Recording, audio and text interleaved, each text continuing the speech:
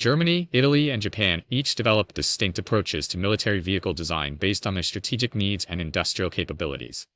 This examination covers every major ground vehicle type the Axis deployed and analyzes whether the equipment itself was flawed or simply outmatched by circumstances and tactics. We start with German main battle tanks, Panzer IV, Germany's most produced tank of the war. The Panzer IV served from 1939 to 1945, with over 8,500 built. Early versions mounted a short 75mm gun, designed for infantry support with thin armor of 30mm. The Panzer IV was designed as a support tank to work alongside Panzer IIIs during combined arms operations. By 1942, German engineers upgraded it with a long-barreled 75mm gun and additional armor plating. This transformed it from a support vehicle into a legitimate tank killer. The long 75mm could penetrate most Allied armor at combat ranges, and the upgraded frontal armor reached 80mm on late models. The Panzer IV was reliable, simple to maintain, and easy to produce in large numbers. German crews appreciated its spacious interior and good visibility. The main weakness was that it remained a 1930s design, fighting in 1945. Against Soviet IS-2s and American Pershings, it was outgunned and out-armored. Still, the Panzer IV formed the backbone of German armored divisions throughout the war and proved itself a capable, adaptable design. The Panther medium tank was Germany's response to the Soviet T-34 shock of 1941. Over 6,000 were produced from 1943 to 1945.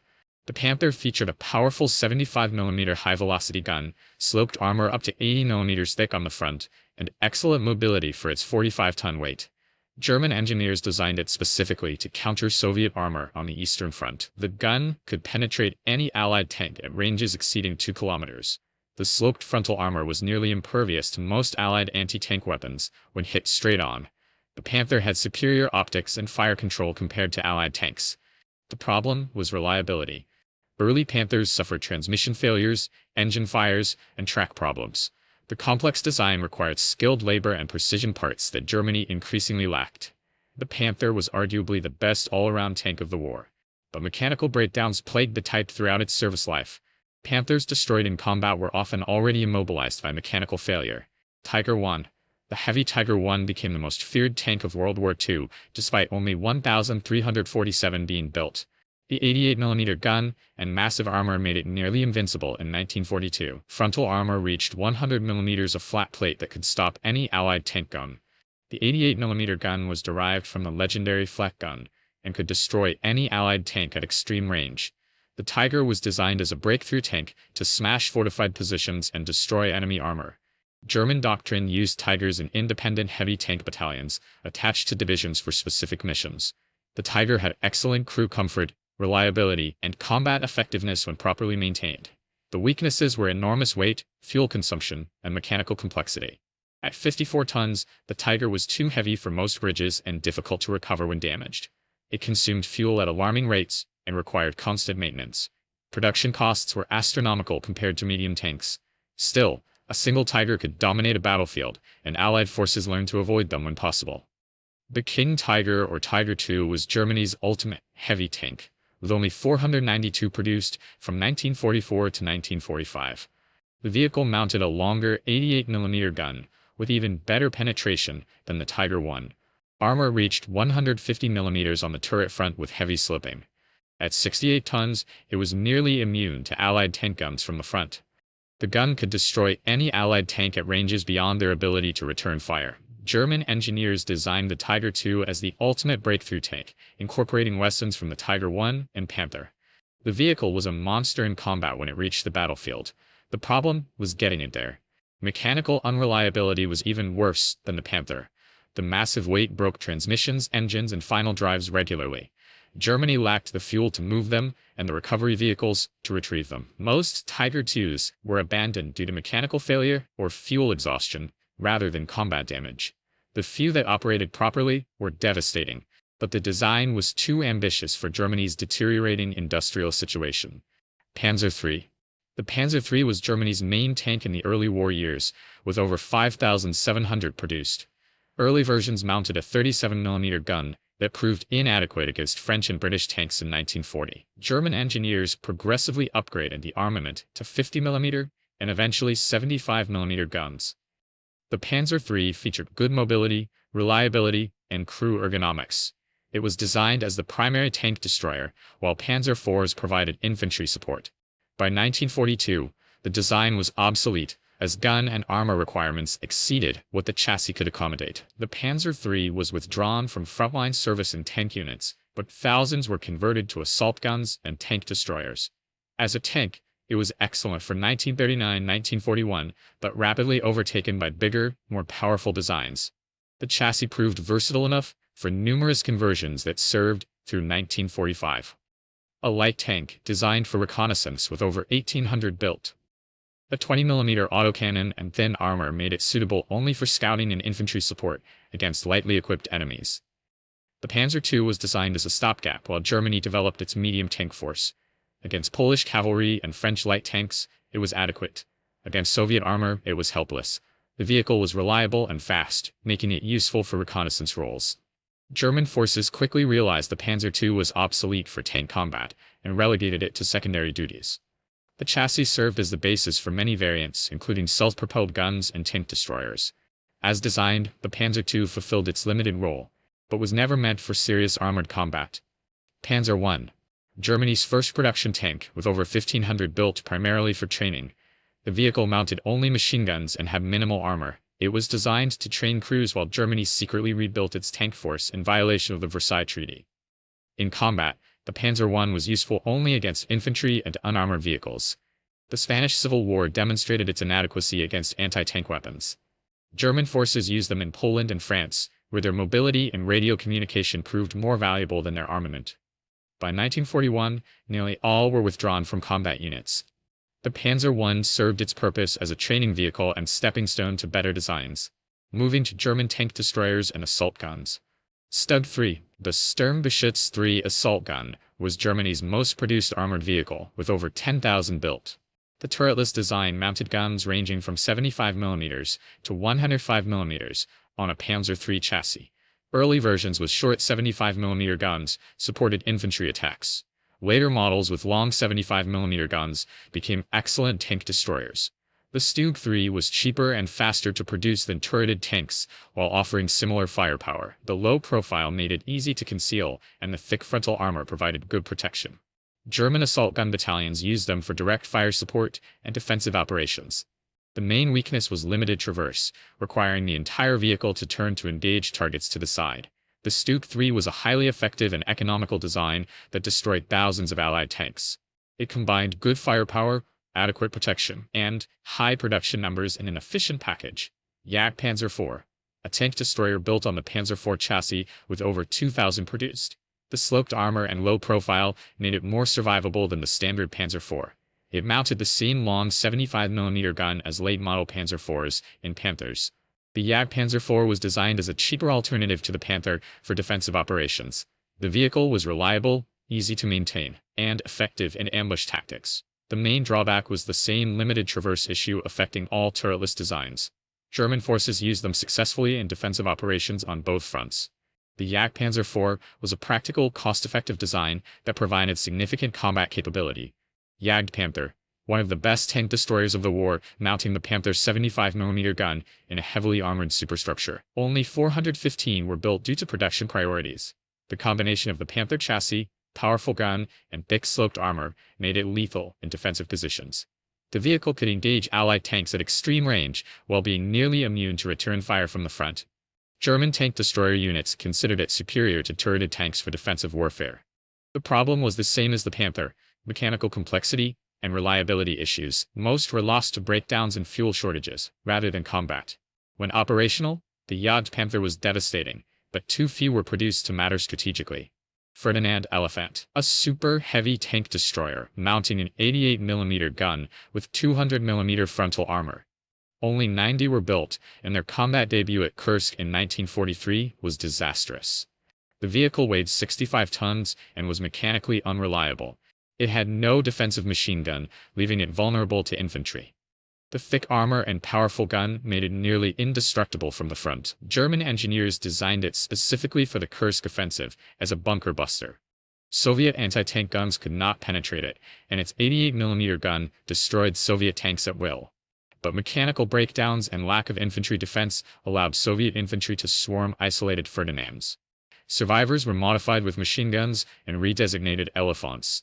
The concept was sound, but the execution was flawed, and the design too specialized. Continuing with German armored vehicles. SDKFC 251. Germany's standard half-track armored personnel carrier with over 15,000 produced.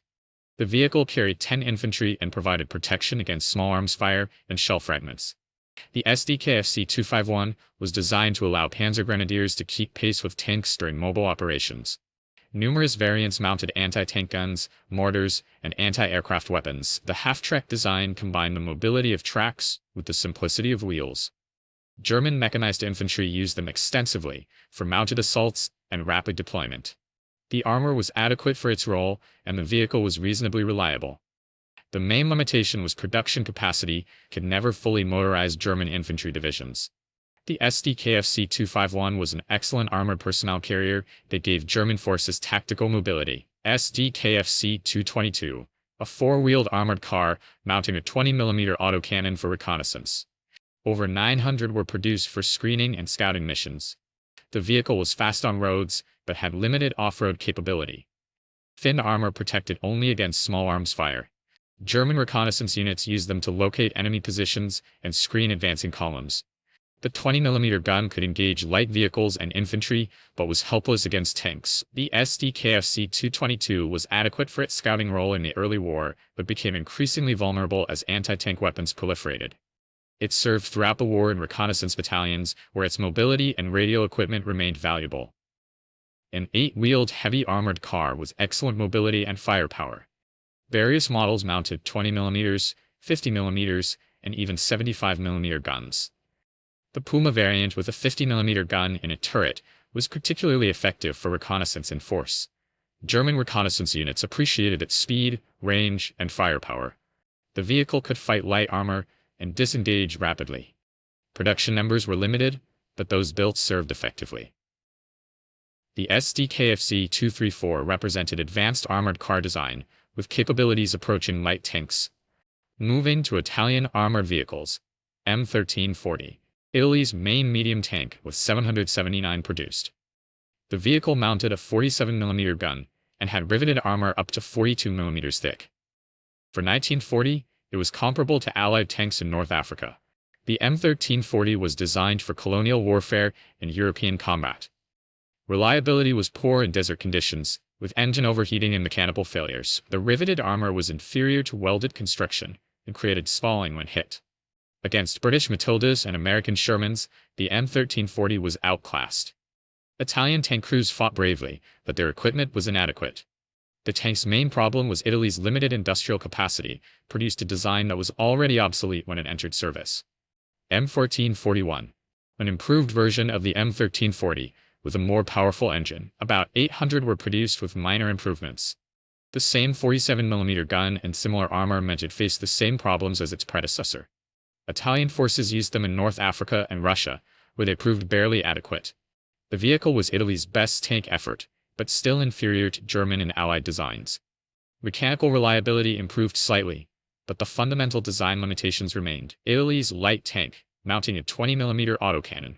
Over 400 were produced for reconnaissance and infantry support. The vehicle was adequate against unarmored targets, but helpless against tanks. Italian cavalry and reconnaissance units used them for screening missions. The L640 was roughly equivalent to German Panzer IIs, but arrived later when such light tanks were already obsolete. It performed adequately in its limited role, but represented Italy's industrial weakness. Semovente de 7518, Italy's most effective armored vehicle, was a turretless assault gun mounting a 75mm howitzer. Over 300 were produced on M1340 and M1441 chassis. The design was inspired by German Stuka assault guns. Italian forces used them for infantry support and defensive operations. The 75mm gun was effective against fortifications and could damage Allied tanks at close range.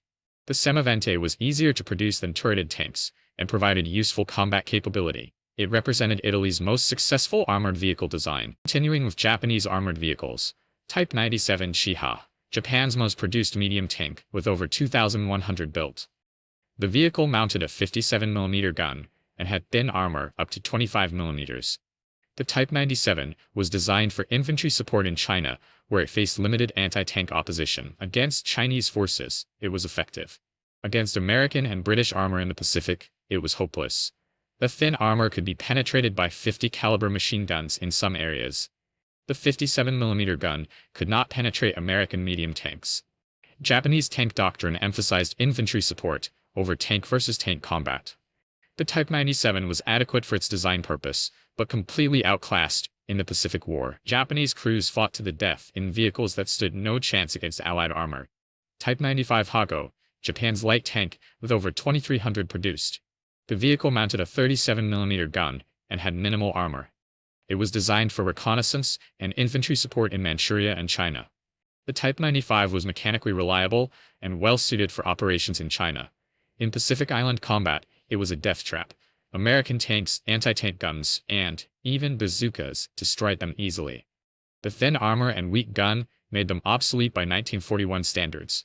Japanese forces used them because they had nothing better, and Japanese industry could not produce modern tanks in sufficient numbers. Japan's first domestic medium tank design from the 1920s. Several hundred served into World War II in secondary roles. The vehicle was obsolete by any standard, with riveted armor and a 57mm gun. It was designed in an era when tanks were new and doctrine undeveloped. By 1941, it belonged in a museum.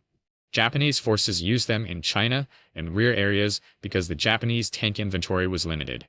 The Type 89 represents Japan's industrial backwardness in armored vehicle development.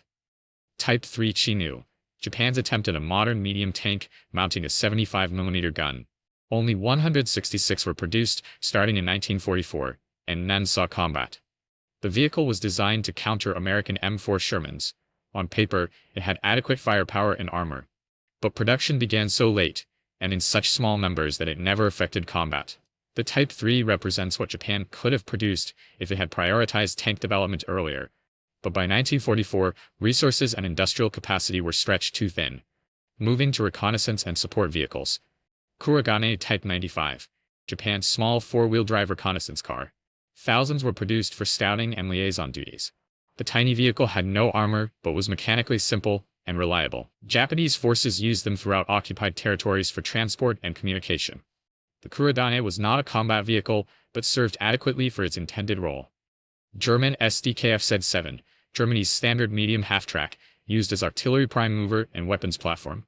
Over 12,000 were produced to tow guns and transport troops. The vehicle could pull heavy artillery pieces across rough terrain. Many mounted anti-aircraft guns creating mobile air defense platforms. The SDKF Z7 was reliable and versatile, serving in every theater.